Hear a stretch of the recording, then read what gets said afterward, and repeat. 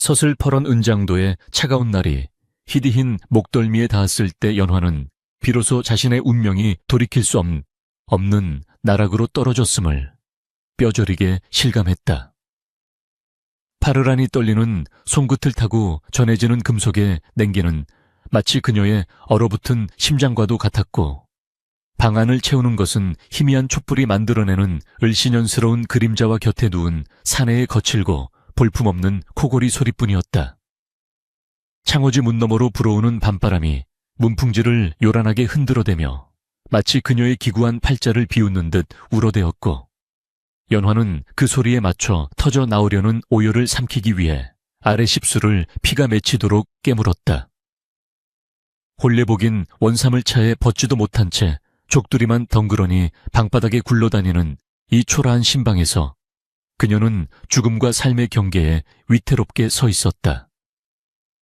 그녀가 목숨을 끊으려 하는 이 순간에도 그녀의 남편이 된 사내 칠성이는 세상 모르고 입을 벌린 채 침을 질질 흘리며 잠에 빠져 있었으니, 그 모습은 가히 처참하고도 우스꽝스러운 희극의 한 장면과도 같았다.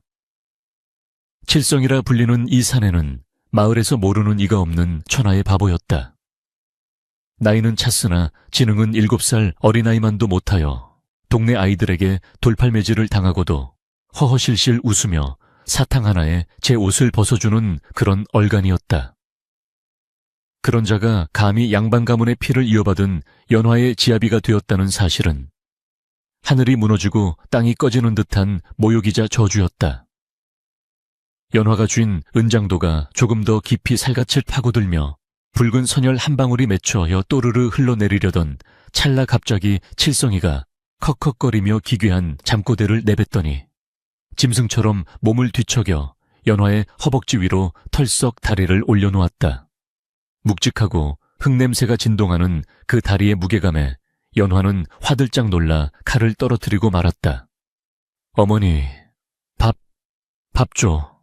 칠성이는 잠결에도 해벌쭉 웃으며 입맛을 다셨고, 그 멍청한 얼굴을 내려다보는 연화의 눈에서는 참았던 눈물이 뚝 터지듯 쏟아져 내렸다. 불과 보름 전까지만 해도 연화의 삶이 이토록 비참해지리라고는 상상조차 할 수 없었다. 몰락한 양반가였지만 대대로 글을 읽는 선비의 기계를 잃지 않았던 아버지 슬에서 연화는 가난하지만 맑고 고귀하게 자라났다. 그러나 하늘은 가난한 자에게 더욱 가혹한 법인지 평생을 학문과 꼿꼿한 절개로 살아온 아버지가 덜컥 괴질에 걸려 자리에 눕게 된 것이 모든 비극의 시작이었다. 처음에는 단순한 콧불인 줄 알았으나 날이 갈수록 아버지의 기침소리는 깊어졌고 급기야 시커먼 피를 한 웅큼씩 토해내기에 이르렀다. 의원이라는 의원은 다 불러보았으나 그들은 하나같이 고개를 가로저으며 혀를 찰 뿐이었다. 이복의 낭자, 이 병은 산삼을 달여 먹이거나 중국에서 들어온 귀한 약재를 쓰지 않으면 가망이 없네. 허나 그 약값이 기와집 한 채 값은 좋게 될 터이니 이원의 무심한 선고는 연화의 가슴에 대모처럼 박혔다. 끼니조차 잊기 힘든 형편에 기와집 한 채 값이라니 그것은 아버지를 그냥 죽게 내버려 두라는 말과 다를 바가 없었다. 밤마다 고통에 몸부림치며 식은땀을 흘리는 아버지의 앙상한 손을 잡고 연화는 수천 번도 더 신에게 빌고 또 빌었다. 제 목숨을 가져가시고 아버지를 살려달라고, 아니면 차라리 자신을 노비로 팔아서라도 약값을 마련하게 해달라고 울부짖었다.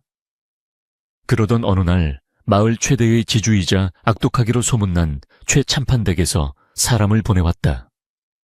그들은 마치 물건을 흥정하듯 거만하게 마루 끝에 걸터앉아 연화에게 믿을 수 없는 제안을 던졌다. 우리 대감마님께서 대개 딱한 사정을 듣고 자비를 베푸시기로 했소. 자네 부친의 약값과 밀린 빚을 전부 탕감해주겠다고 하시는구려. 연화는 귀를 의심하며 고개를 들었으나 이어지는 말은 그녀를 절망의 구렁텅이로 밀어넣었다. 대신 우리 집 머슴칠성이 놈과 혼례를 올리시오. 대감마님께서 그 놈을 불쌍히 여겨 짝을 지어주려 하는데 마침 자네가 제격이라 생각하신 게지. 양반의 딸이 머슴. 그것도 동네 바보와 혼인한다는 것은 죽음보다 더한 치욕이었다. 조선팔도 어디에서도 들어본 적 없는 폐륜이자 망신살 뻗치는 일이었다. 그러나 당장 숨이 넘어가려는 아버지의 핏기 없는 얼굴을 떠올리면 연화에게는 선택의 여지가 없었다.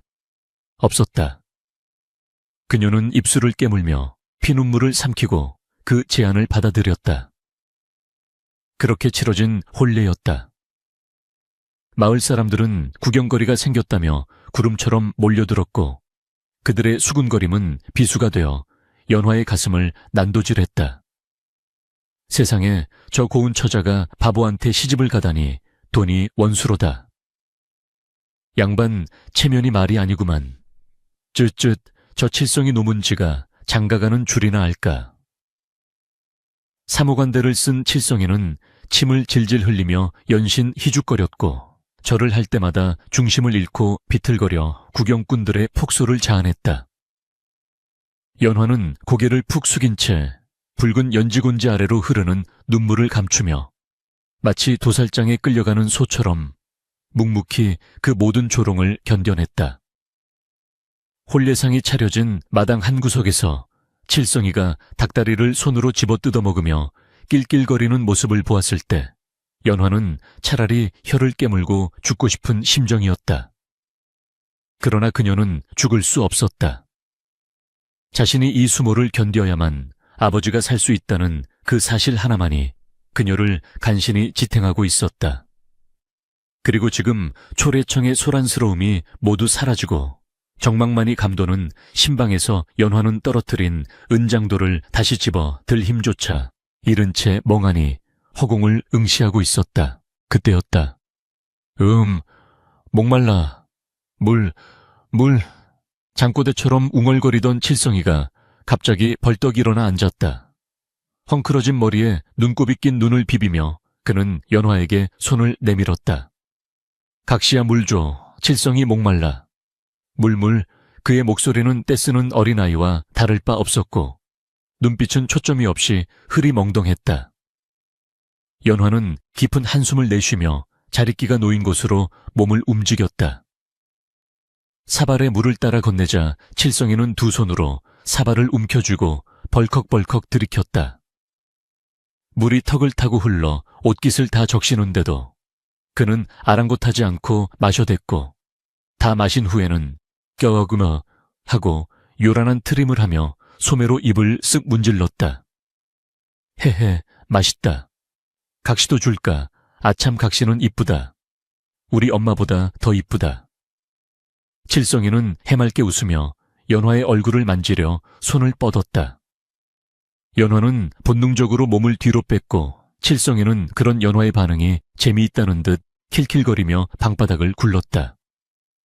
각시가 부끄러워한다. 부끄럼쟁이 각시 헤헤헤. 그는 방바닥을 대구르르 구르다가 이내 다시 베개에 머리를 파묻었다. 그리고는 거짓말처럼 1분도 차에 되지 않아 다시 드르렁드르렁 코를 골기 시작했다. 그 모습을 지켜보던 연화의 가슴 속에서 뜨거운 것이 울컥 치밀어 올랐다. 이것이 내 평생의 반려라니. 앞으로 수십 년을 이 바보를 수발들며 사람들의 손가락질을 받으며 살아야 한다니. 아버지를 살리기 위함이라지만 과연 이 삶이 죽음보다 낫다고 할 수 있을까? 연화는 떨리는 손으로 은장도를 집어 저고리 고름 속에 깊이 감추었다. 죽을 용기조차 사치였다. 아버지가 완쾌되는 것을 보기 전까지는 이 지옥 같은 현실을 버텨내야만 했다.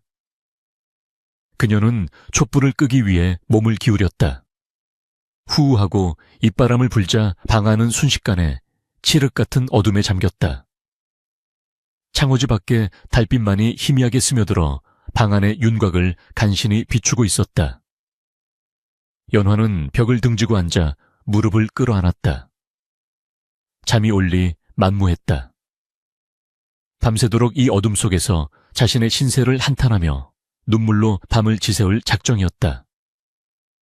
옆에서 들려오는 칠성이의 코골이 소리는 더욱 커져만 갔고 그 소리는 연화의 신경을 갉아먹는 듯했다. 그런데 바로 그 순간이었다. 규칙적으로 들려오던 칠성이의 코골이 소리가 뚝 하고 끊겼다. 단순히 숨을 고르는 것과는 달랐다. 방 안의 공기가 일순간 무겁게 가라앉는 듯 단 기묘한 정적이 흘렀다. 연화가 의아함에 고개를 돌려 어둠 속의 칠성이가 누워있는 쪽을 바라보았을 때였다. 미안하오. 지극히 낮고 침착한 목소리. 바보의 어눌함이라곤 조금도 찾아볼 수 없는 깊고 울림 있는 사내의 목소리가 어둠을 가르고 연화의 귓가에 꽂혔다. 연화는 쏘스라치게 놀라 숨을 멈췄다. 잘못 들은 것인가? 헛것을 들은 것인가? 그녀의 심장이 미친 듯이 요동치기 시작했다. 그녀는 떨리는 손으로 더듬더듬 성냥을 찾아 다시 촛불을 켰다. 화르륵 불꽃이 타오르며 다시 방 안이 밝아졌다. 연화는 황급히 칠성이의 얼굴을 살폈다. 그러나 칠성이는 여전히 입을 해벌리고 침을 흘리며 세상 모르고 자고 있었다. 쿨, 밥. 잠꼬대까지 섞어가며 자고 있는 그의 모습은 영락없는 바보 천치였다. 연화는 혼란스러움에 눈을 크게 떴다. 분명히 들었다. 미안하오라는 그 짧은 한마디. 그것은 환청이라기엔 너무나 선명했고 바보의 잠꼬대라기엔 너무나 정제된 말투였다. 연화는 촛불을 들어 칠성이의 얼굴 가까이 비추어 보았다. 불빛에 비친 그의 얼굴은 긴장이 풀린 바보의 얼굴 그대로였다. 하지만 아주 찰나의 순간 연화는 보았다. 칠성이에 감긴 눈꺼풀 밑에서 눈동자가 빠르게 움직이는 것을, 그리고 그가 덮고 있는 이불을 꽉 쥐고 있는 주먹 쥔 손등 위로 핏줄이 붉어져 있는 것을, 연화는 등골이 오싹해지는 것을 느꼈다. 이 사내 정말 바보가 맞는가? 아니면 내가 너무나 큰 충격에 미쳐버린 것인가? 그녀는 다시 한번 그를 불렀다. 여보시오, 일어나 보시오. 그러나 돌아오는 것은 우렁찬 코골이 소리와 방귀 소리뿐이었다. 연화는 허탈감에 촛불을 내려놓았다. 바람이 불어 촛불이 일렁이자 벽에 비친 칠성이의 그림자가 거대하게 일렁이며 마치 연화를 집어삼킬 듯이 춤을 추었다. 그날 밤 연화는 뜬 눈으로 밤을 지새우며 곁에 누운 이 알 수 없는 사내의 숨소리에 귀를 기울여야만 했다. 칠흑 같은 어둠 속에서 바보의 탈을 쓴 무언가가 웅크리고 있다는 불길하고도 기이한 예감이 그녀의 온몸을 감싸고 돌았다. 이것이 바로 기구한 운명의 서막임을 알리는 첫 번째 신호였다. 여명 리밍, 이 밝아오자 다구는 소리가 고요한 마을의 정적을 깨뜨렸지만 연화에게 그 소리는 하루라는 이름의 지옥문이 열리는 신호탄과도 같았다. 신방의 문을 열고 나서자마자 마주한 것은 차가운 아침 공기보다 더 매서운 하인들의 눈초리였다. 최참판댁의 행난 가범과 부엌 어멈들은 우물가에 모여 수군거리고 있었다. 찌읒읒 양반 댁 규수가 하루아침에 바보 마누라가 되었으니 팔자도 참 기구하지. 그러게 말이야. 밤새 안 쫓겨나고 붙어있는 걸 보니 비위도 좋아. 칠성이 놈이 색시 예쁜 건 알아가지고 밤새 괴롭히지는 않았나 몰라. 그들의 노골적이고 천박한 농지거리가 비수처럼 날아와 꽂혔지만 연화는 들리지 않는 척 고개를 숙이고 물동이를 이었다. 그녀의 손은 이미 며칠 사이 거칠어졌고 고운 비단옷 대신 입은 무명치마는 물에 젖어 무겁게 늘어졌다. 그녀가 해야 할 일은 산더미 같았다. 시부모가 없는 칠성이는 최참판댁에 머슴살이를 하고 있었기에 연화 역시 자연스레 이 집의 하녀나 다름없는 처지가 된 것이다. 마당 한구석 칠성이는 벌써 일어나 흙바닥에 주저앉아 있었다. 개미야, 어디 가니 나랑 놀자, 으헤헤. 그는 흙투성이가 된 손으로 땅바닥을 기어다니는 개미떼를 쫓으며 침을 질질 흘리고 있었다. 코 밑에는 누런 코가 말라붙어 있었고 옷고름은 다 풀려 배가 훤히 드러난 꼴이 영락없는 반편이었다. 연화는 가슴 한구석이 욱신거리는 것을 느끼며 그에게 다가갔다. 서방님, 일어나세요. 옷이 다 버립니다. 연화가 손수건을 꺼내 그의 얼굴을 닦아주려 하자 칠성이는 화들짝 놀라며 뒷걸음질 쳤다. 아, 아파, 때리지 마. 때리지 마. 그는 두 팔로 머리를 감싸 쥐며 바들바들 떨었다. 그 모습에 연화의 손이 허공에서 멈췄다. 도대체 누가 이 사람을 이토록 학대했기에 손길만 닿아도 공포에 떠는 것일까? 연화는 애써 부드러운 목소리로 달랬다. 때리려는 게 아닙니다. 얼굴이 지저분하여 닦아드리려는 거예요.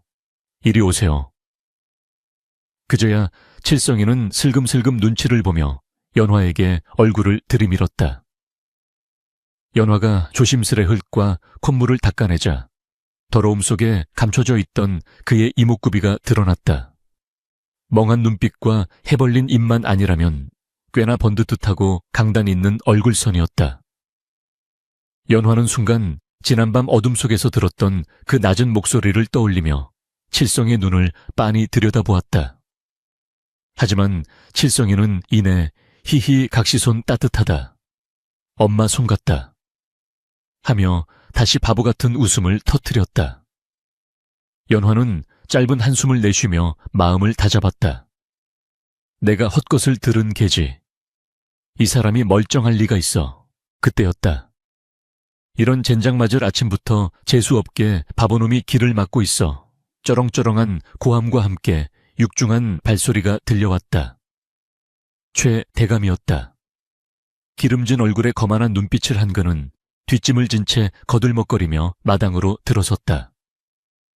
그의 뒤에는 몽둥이를 든 하인들이 위압적으로 서 있었다. 연화는 황급히 칠성이를 일으켜 세우고 고개를 숙였다.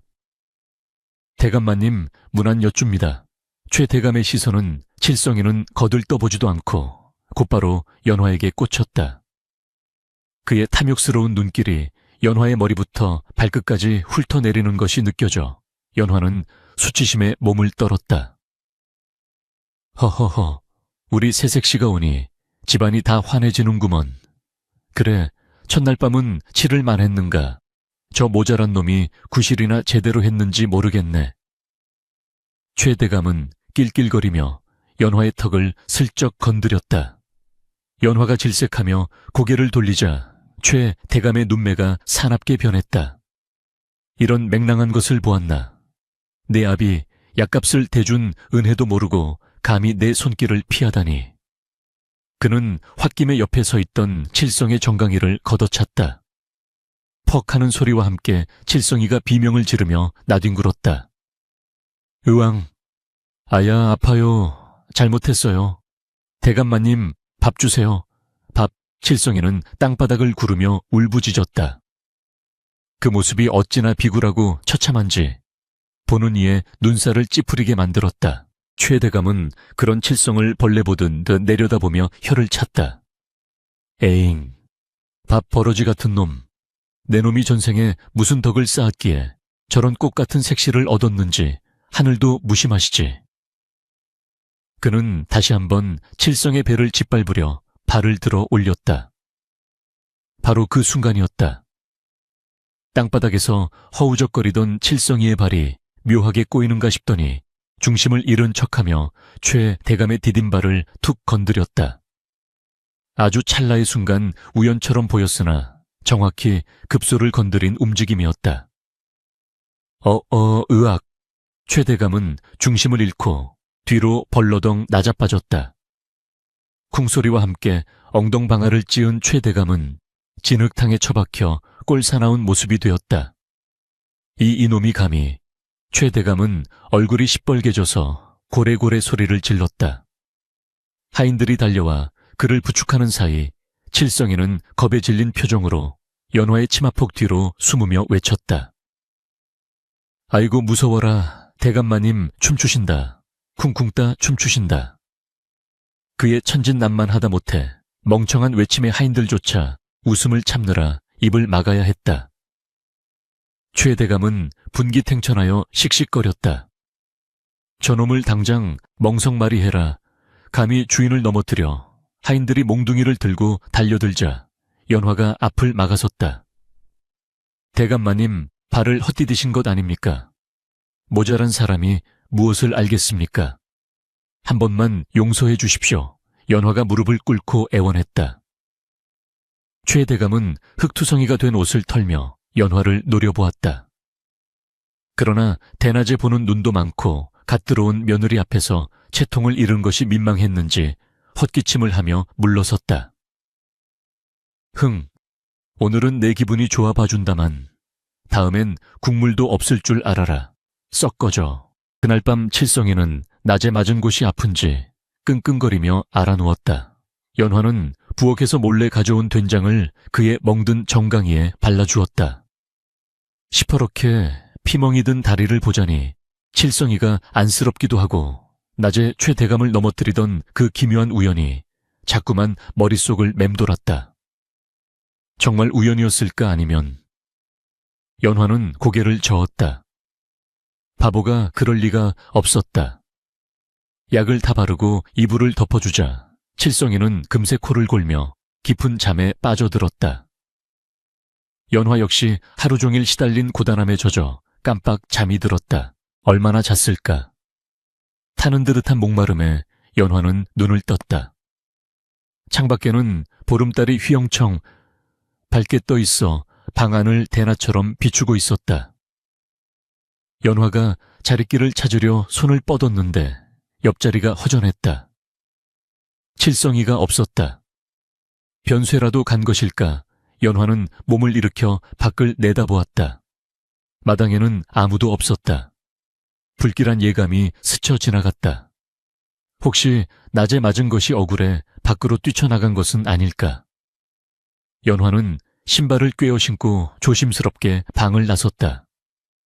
밤 공기는 차가웠고 풀벌레 소리만이 요란했다. 그녀는 뒷마당 쪽으로 발걸음을 옮겼다. 헛간 쪽에서 희미한 인기척이 느껴졌다. 연화는 숨을 죽이고 헛간 벽에 몸을 붙인 채 틈새로 안을 들여다보았다. 그리고 그녀는 자신의 눈을 의심해야만 했다. 달빛이 비스듬히 비치는 헛간 안집더미 위에 칠성이가 앉아 있었다. 그런데 그의 모습은 낮에 보던 그 바보가 아니었다. 꼿꼿하게 펴진 허리 다부진 어깨, 그리고 무엇보다 그의 손에 들려있는 것은 낡은 서책이었다. 칠성이는 달빛에 책을 비추어 한 장 한 장 넘기고 있었다. 그의 눈빛은 서늘할 정도로 맑고 깊었으며 입계는 낮에 해벌쭉한 웃음 대신 굳게 담은 결기가 서려 있었다. 연화가 헛간 틈새로 그 모습을 훔쳐보던 그 순간 칠성이가 책장을 넘기던 손을 멈추고 낮게 읊조렸다. 백성은 귀하고 사직은 그 다음이며 군주는 가볍다 하였거늘. 탐관 오리들이 이 땅을 갉아먹으니 백성의 고열이 마를 날이 없구나. 그의 목소리는 지난밤 들었던 바로 그 목소리였다. 중후하고 위험 있으며 분노가 서린 목소리. 연화는 너무 놀라 입을 틀어막았다. 심장이 쿵쿵거려 터질 것만 같았다. 바보 칠성이가 맹자의 구절을 읊고 있다니 그때였다. 칠성이가 갑자기 고개를 획 돌려 헛간 문 쪽을 쏘아보았다. 마치 누군가 훔쳐보고 있다는 것을 눈치챈 맹수처럼 그의 눈빛이 예리하게 빛났다. 연화는 소스라치게 놀라 뒤로 물러나다. 그만 바닥에 놓인 지게 작대기를 건드리고 말았다. 탁 하는 둔탁한 소리가 밤의 정적을 갈랐다. 누구냐? 칠성이의 짧고 날카로운 일갈이 들려왔다. 그는 순식간에 자리를 박차고 일어났다. 연화는 공포와 당혹감에 휩싸여 그 자리에 얼어붙고 말았다. 헛간 문이 벌컥 열리고 달빛을 등진 칠성이의 거대한 그림자가 연화를 덮쳤다. 그림자 속에서 걸어 나오는 그의 얼굴은 낮에 그 어수룩한 바보의 얼굴이 아니었다. 그것은 숨겨왔던 발톱을 드러낸 호랑이의 형상이었다. 연화는 덜덜 떨리는 목소리로 간신히 입을 열었다. 서방님, 달빛을 등지고 선 칠성의 그림자가 연화의 전신을 집어삼킬 듯 덮쳐왔다. 연화는 공포에 질려 뒷걸음질 치다 흙바닥에 주저앉았고 심장이 터질 듯 요동쳤다. 눈앞에 서 있는 사내는 분명 칠성이었으나 그에게서 뿜어져 나오는 기운은 낯선 맹수의 그것이었다. 칠성이 한 걸음 더 다가오자 연화는 본능적으로 두 손을 들어 얼굴을 가렸다. 살려주세요. 가늘게 떨리는 그녀의 목소리가 밤공기 속에 흩어졌다. 그러나 예상했던 폭력은 없었다. 대신 거칠고 투박한 손이 연화의 떨리는 어깨를 조심스럽게 그러나 단호하게 감싸 쥐었다. 연화가 조심스레 눈을 뜨자 칠성의 얼굴이 바로 코앞에 있었다. 그의 눈빛은 더 이상 흐리멍덩하지 않았다. 깊은 밤바다처럼 고요하고도 서늘한 그 눈동자가 연화를 꿰뚫어 보고 있었다. 부인. 낮고 묵직한 음성이 연화의 귓가에 박혔다. 지금 본 것은 모두 잊으시오. 그것이 당신과 장인어른이 사는 길이오. 칠성의 말은 부탁이 아닌 명령에 가까웠다. 연화는 멍하니 그를 바라보았다. 도대체 이 사내는 누구란 말인가? 바보 행세를 하며 숨기고 있는 것이 무엇이기에 이토록 삼엄한 경계를 늦추지 않는가? 칠성은 연화의 대답을 기다리지 않고 쥐고 있던 서책을 품속 깊이 감추더니 순식간에 표정을 일그러뜨렸다. 히히, 각시야, 술래잡기 하자. 내가 술래할게. 방금 전에 서늘한 기운은 온데간데 없고 다시 침을 흘리는 바보 칠성으로 돌아와 있었다. 연화는 그 소름 끼치는 변모에 말문이 막혔다. 칠성은 껑충껑충 뛰며 헛간 밖으로 사라졌고 홀로 남겨진 연화는 다리에 힘이 풀려 한참을 일어설 수 없었다. 밤바람에 흔들리는 억새 소리가 마치 누군가의 비명처럼 들려왔다. 이튿날부터 마을의 공기는 심상치 않게 돌아갔다. 하늘은 아침부터 잿빛 구름으로 뒤덮여 있었고 습기를 머금은 바람이 불쾌하게 살갗을 스쳤다. 최대감은 아침부터 기분이 들떠 보였다. 그는 마당을 서성이며 연화가 있는 쪽을 힐끔거렸고 그 눈빛에는 끈적하고 불길한 욕망이 서려 있었다. 점심 나절이 지나자 최대감은 칠성을 불렀다. 칠성아 내 이놈, 저 산 너머 주막에 가서 내 귀한 술을 받아오너라. 아주 귀한 것이니 흘리지 말고 조심해서 다녀와야 한다. 칠성은 여느 때처럼 해맑게 웃으며 고개를 끄덕였다. 헤헤, 술술 좋아. 다녀오겠습니다. 칠성이 지게를 지고 대문을 나서려 할 때 하늘에서 우르릉 쾅쾅 천둥 소리가 울려 퍼졌다. 금방이라도 폭우가 쏟아질 듯한 날씨였다. 연화는 불안한 마음에 대문 앞까지 쫓아나갔다. 서방님, 날씨가 험합니다. 가지 않으시면 안 됩니까? 연화의 간절한 눈빛에도 칠성은 그저 각시야, 갔다 올게, 사탕 사올게 하며 뒤도 돌아보지 않고 산길로 뛰어갔다. 멀어지는 그의 뒷모습을 보며 연화는 가슴 한구석이 뻥 뚫린 듯 단 허전함과 함께 거대한 공포가 밀려오는 것을 느꼈다.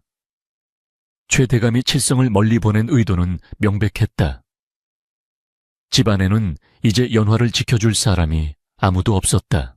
해가 지고 어둠이 깔리자 빗방울이 듣기 시작하더니 이내 장대비가 되어 세상을 집어삼킬 듯 쏟아져 내렸다. 번쩍이는 번개와 함께 천지를 뒤흔드는 천둥 소리가 쉴 새 없이 이어졌다. 연화는 방문을 걸어 잠그고 방구석에 웅크리고 앉아 있었다. 빗소리에 묻혀 들리지 않던 발자국 소리가 어느새 방문 앞에 당도해 있었다. 덜컹덜컹 문고리가 거칠게 흔들렸다. 연화야 자느냐, 나다 시아버지 될 뻔했던 사람이지. 최 대감의 목소리였다. 술에 취해 혀꼬인 소리가 문틈으로 스며들어왔다. 연화는 소스라치게 놀라 은장도를 품에 꽉 쥐었다. 대감마님, 밤이 깊었습니다. 돌아가 주십시오. 연화가 떨리는 목소리로 외쳤지만 최대감은 낄낄거릴 뿐이었다. 허허, 이 야박한 것. 내 너를 위해 빚도 탕감해주고 약값도 대주지 않았느냐. 은혜를 갚아야지. 쾅. 낡은 문짝이 최대감의 발길질 한 번에 힘없이 떨어져 나갔다.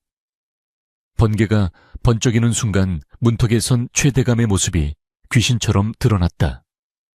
그는 붉게 충혈된 눈으로 연화를 노려보며 침을 삼켰다.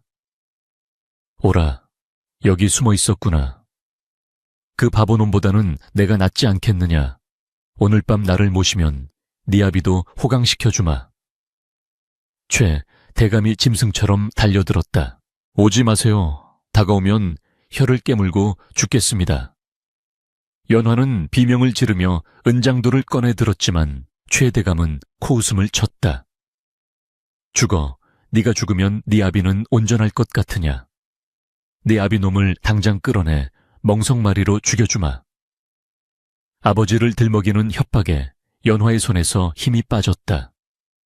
그 틈을 놓치지 않고 최 대감은 연화의 손목을 낚아채 비틀었다. 은장도가 바닥에 떨어졌다. 최 대감은 거친 숨을 몰아쉬며 연화를 바닥에 쓰러뜨리고 그 위를 덮쳤다. 역겨운 술 냄새와 노인의 쩐내가 연화의 코를 찔렀다. 그녀는 필사적으로 반항하며 그의 얼굴을 핥히고 발버둥 쳤지만 남자의 힘을 당해낼 수는 없었다. 치마폭이 찢어지는 소리가 빗소리에 묻혔다. 아, 이렇게 끝나는구나. 아버지 죄송합니다. 연화가 모든 것을 포기하고 눈을 질끈 감으려는 찰나였다. 푸르릉쾅 천둥 소리보다 더 거대한 파열음과 함께 방문 옆의 벽이 통째로 무너져 내렸다.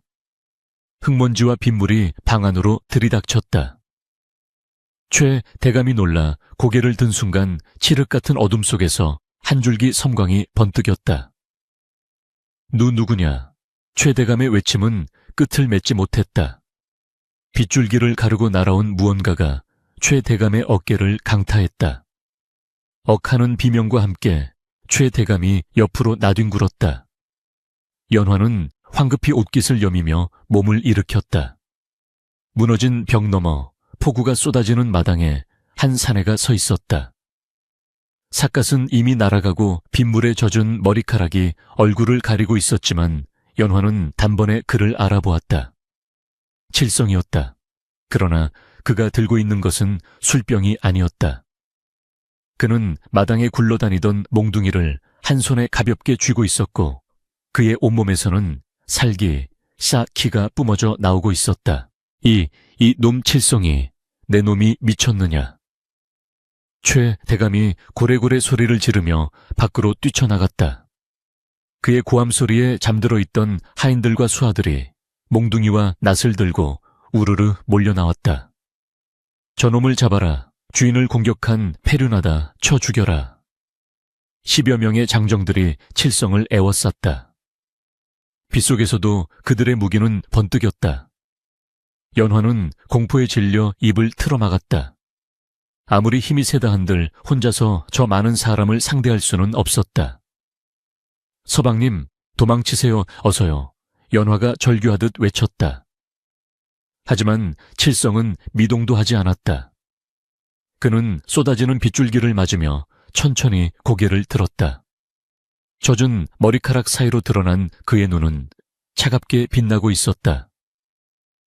백성의 고혈을 빨아먹는 것도 모자라 아녀자를 겁탈하려 하다니 내 놈들의 죄는 하늘이 용서치 않을 것이다.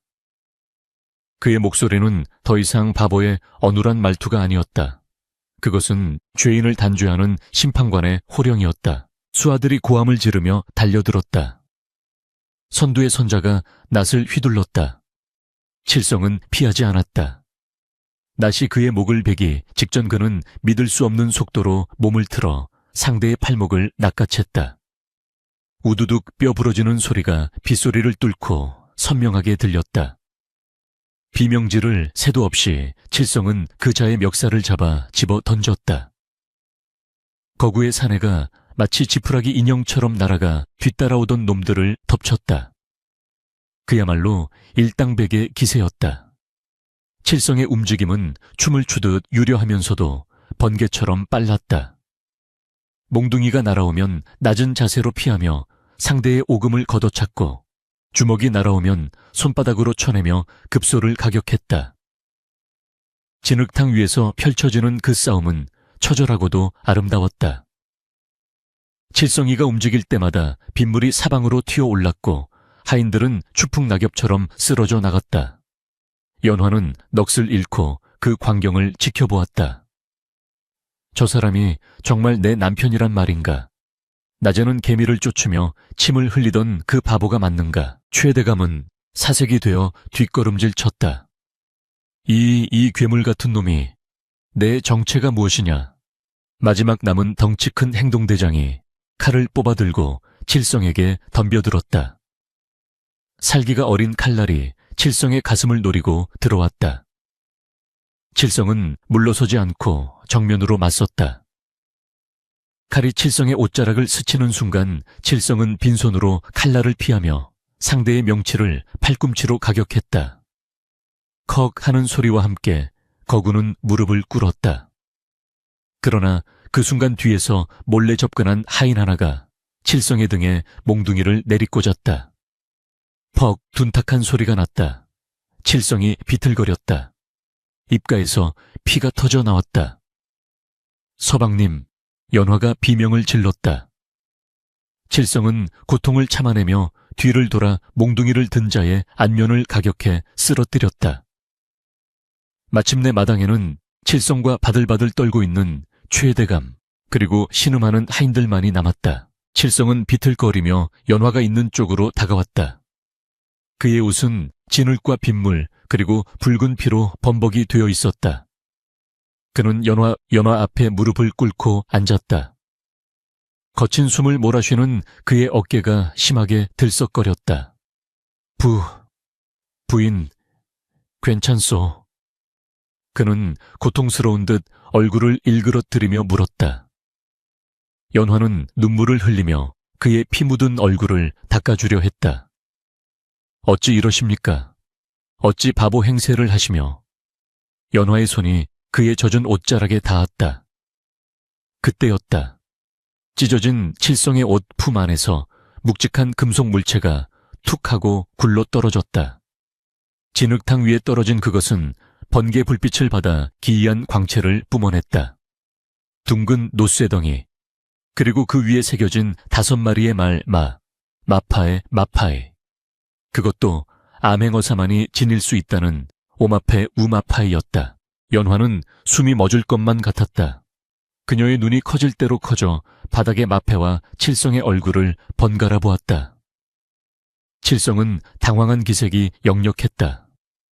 그는 황급히 마패를 집어넣으려 했지만 부상 입은 몸이 말을 듣지 않아 손이 떨렸다. 이건 주운 거야. 예쁜 쇠조각.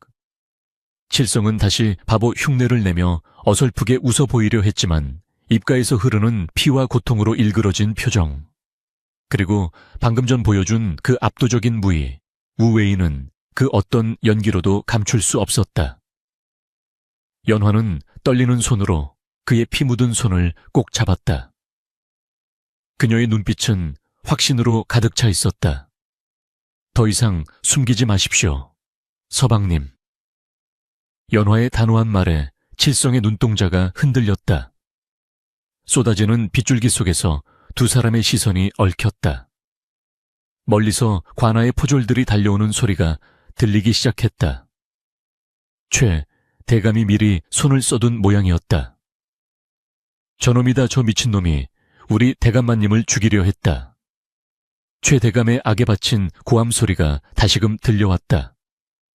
위기는 끝나지 않았다. 오히려 더 거대한 폭풍이 몰려오고 있었다. 살을 파고드는 오랏줄의 고통보다 더 참기 힘든 것은 관아마당에 가득 찬 비릿한 피 냄새와 형틀 주변을 감도는 죽음의 공포였다.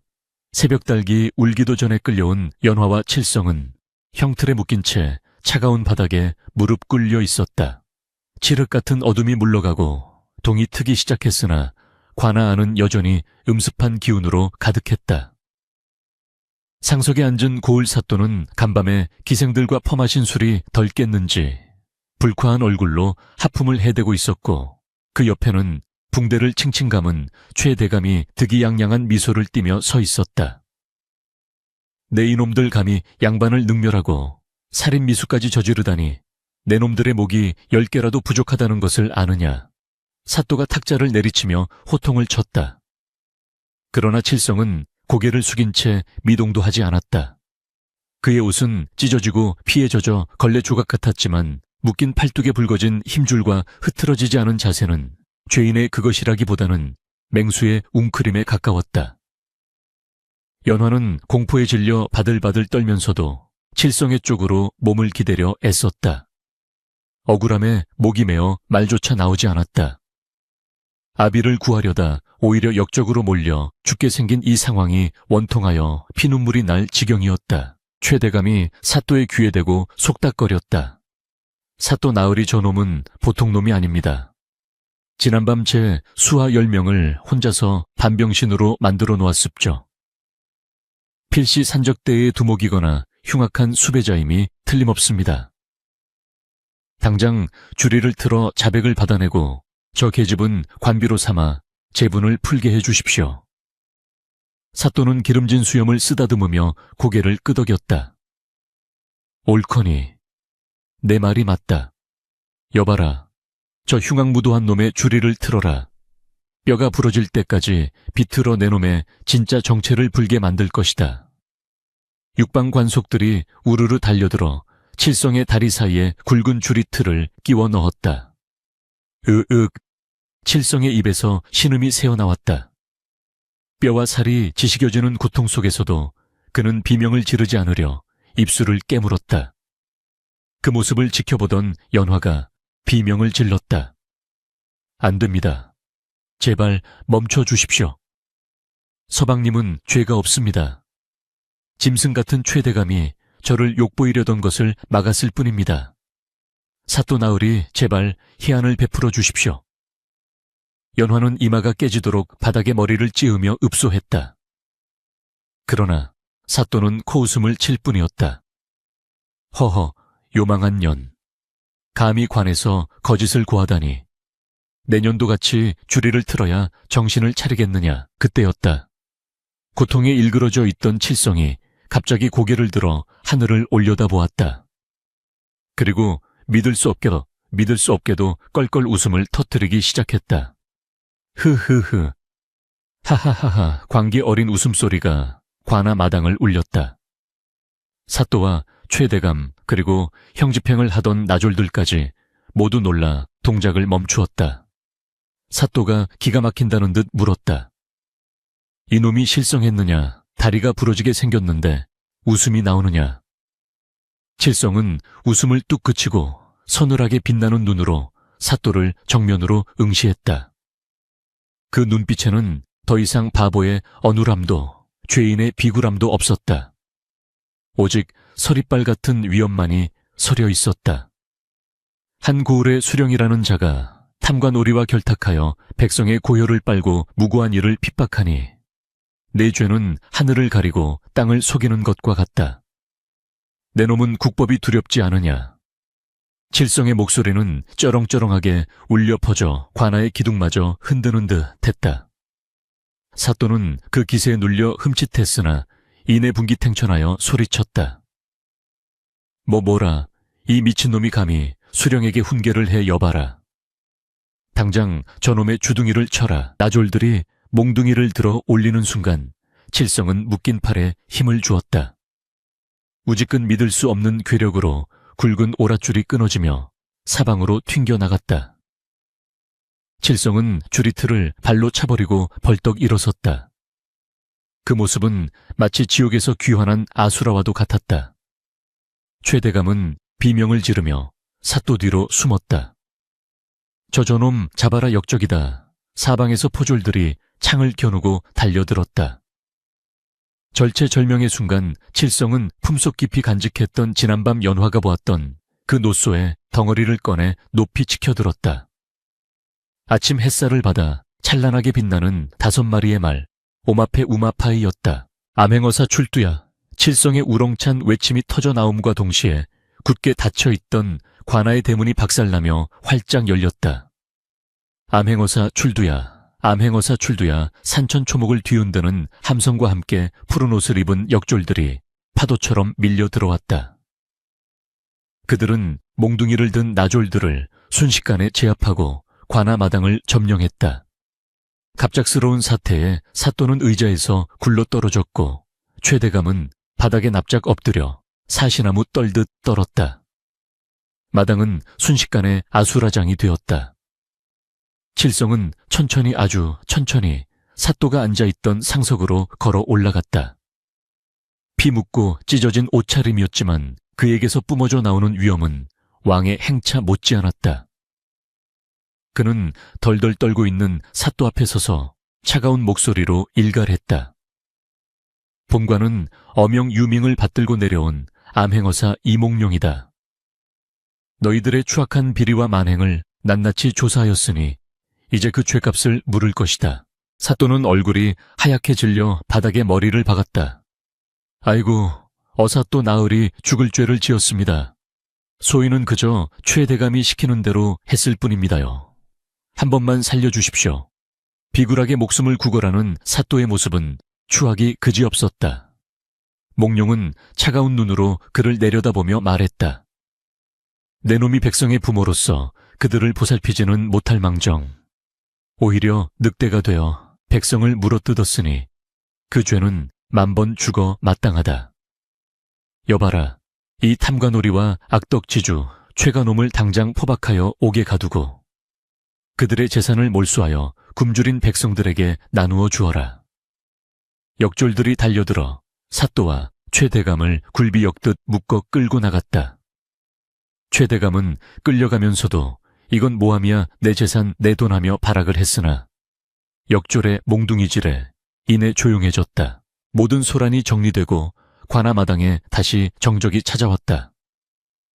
몽룡은 그제야 천천히 몸을 돌려 형틀 아래 멍하니 주저앉아 있는 연화를 바라보았다. 연화는 지금 눈앞에서 벌어진 일을 도저히 믿을 수 없었다. 바보 칠성이, 아니 암행어사 이몽룡. 그가 천천히 계단을 내려와 연화 앞에 섰다.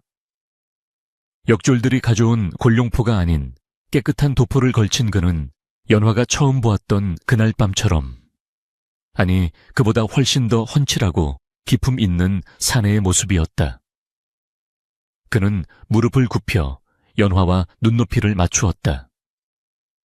그리고 거칠어진 그녀의 손을 조심스럽게 잡아 자신의 볼에 가져다 대었다. 부인, 많이 놀라셨소. 내 신분을 속이고 부인을 속인 죄 평생을 두고 갚겠소. 그의 눈시울이 붉어져 있었다. 연화는 떨리는 손으로 그의 얼굴을 어루만졌다. 꿈이 아니었다. 바보 남편이 사라지고 늠름한 대장부가 되어 자신의 앞에 돌아온 것이다. 안도감과 벅차오르는 감정에 연화는 몽룡의 품에 안겨 참았던 울음을 터뜨렸다. 서방님, 흐흐, 정말 서방님이십니까? 몽룡은 그런 연화를 따스하게 안아주며 등을 토닥였다. 그렇소. 이제 더 이상 당신을 울게 하지 않겠소. 이제 고생은 끝났소. 마당에 모인 백성들이 환호성을 질렀다. 암행어사 만세칠성이 만세 그들의 함성 소리가 하늘 높이 울려 퍼지며 길고 길었던 어둠의 터널이 끝나고 마침내 눈부신 빛이 쏟아져 들어오고 있었다. 연화는 몽룡의 품 안에서 비로소 안도의 숨을 내쉬었다. 하지만 그녀의 마음 한구석에는 여전히 믿기 힘든 기적에 대한 떨림이 남아있었다. 이것이 꿈이라면 깨지 않기를, 이것이 현실이라면 다시는 이 손을 놓치지 않기를. 몽룡의 가슴에서 전해지는 심장 박동 소리가 연화의 가슴을 세차게 두드렸다. 그것은 새로운 삶을 알리는 힘찬 고동 소리였다. 매섭게 몰아치던 삭풍이 물러가고 어느덧 마을 어귀의 버드나무 가지에도 연두빛 물이 오르기 시작했다. 관아에 소란이 있은 지 달포가 지났을 무렵 연화의 집 마당에는 향긋한 약자에 다리는 냄새가 진동하고 있었다. 지난 겨울 피를 토하며 당장이라도 숨이 넘어갈 듯 위중했던 연화의 부친은 이제 지팡이를 짚고 마당을 거닐 수 있을 만큼 기력을 회복했다.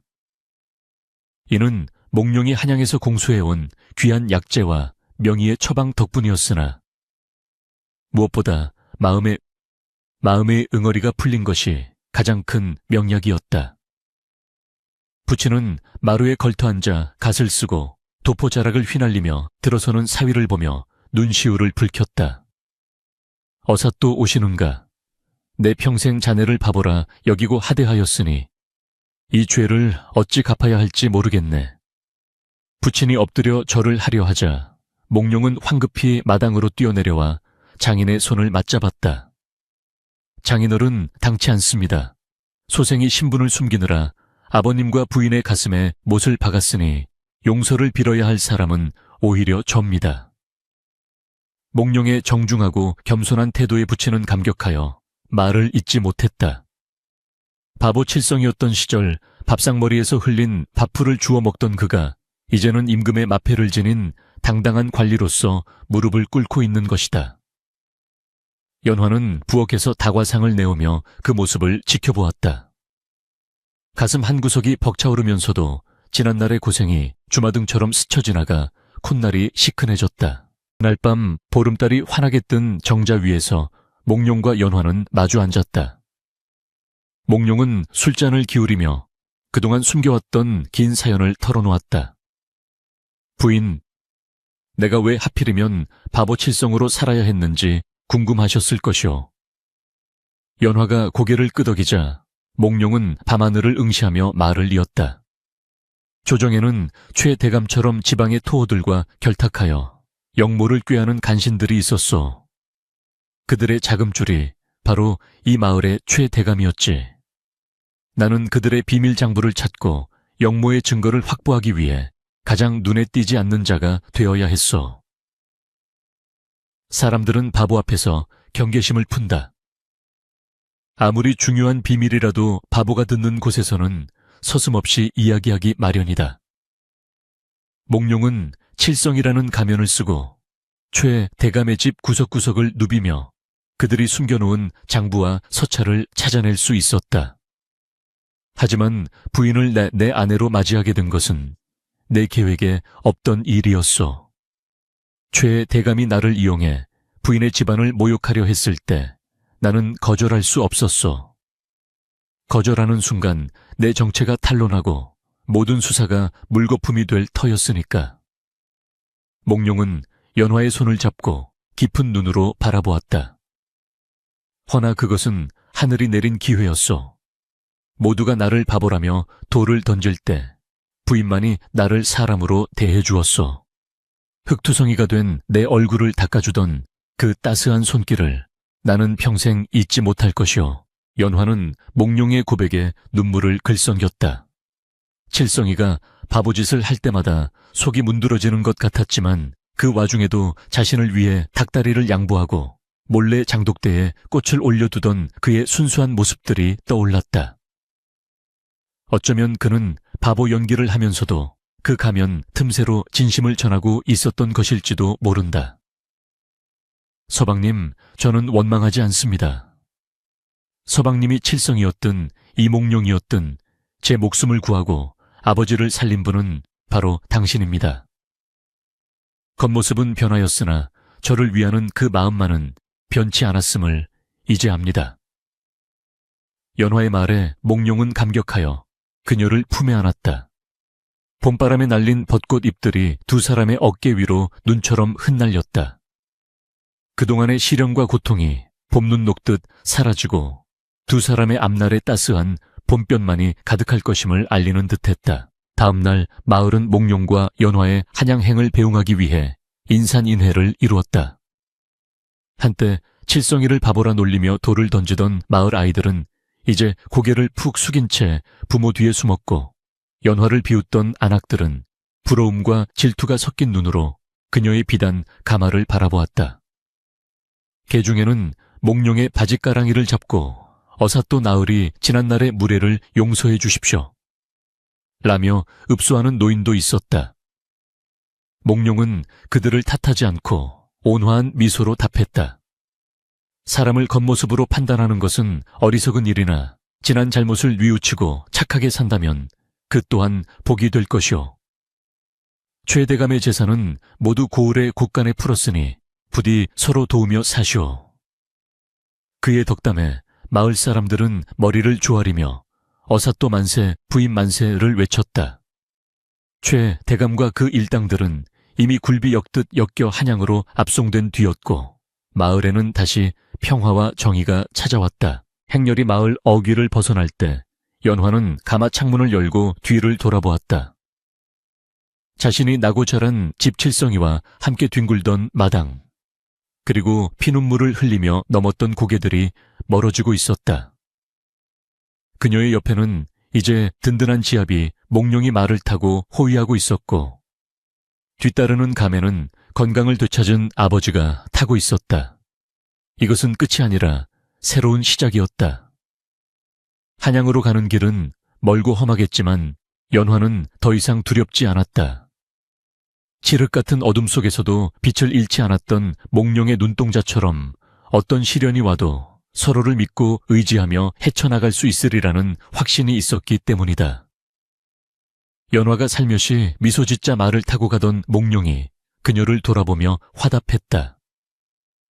두 사람의 시선이 마주친 그 순간 따스한 햇살이 길을 비추며 그들의 앞날을 축복해 주었다.